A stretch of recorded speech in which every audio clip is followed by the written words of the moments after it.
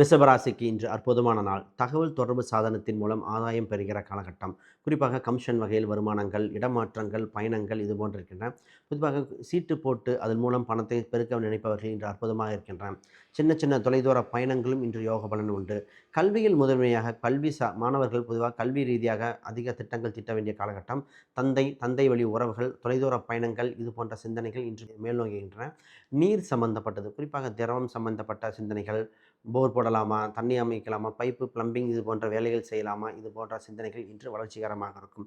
உங்கள் ராசி அதிபதி இன்று 10ஆம் இடத்தில் இருக்கும் கூட ராகு, புதன் இது போன்ற கிரகத்தில் இருப்பதால் தொழிலை மிகப்பெரிய லெவல் விருத்தி செய்யக்கூடிய சிந்தனைகள் வந்து கொண்டே இருக்கின்றன. இன்று கவனமாக செய்ய வேண்டிய காலகட்டம் என்பதை மறந்துவிடக்கூடாது.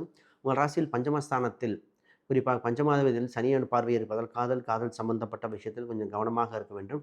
இந்த திருமணம் சம்பந்தப்பட்ட பேச்சுவார்த்தைகள் அனுகூலமாக இருக்கின்றன. திருமணம் முடிவுக்கு வருகிற சுப தகவல்களாக இருக்கின்றன. இன்று குறிப்பாக வளர்ச்சியான காலகட்டம், தொட்டதெல்லாம் துவங்கும் காலகட்டமாக இருப்பதால் பொருளாதாரத்தில் மிகுந்த யோக பலன் உண்டு.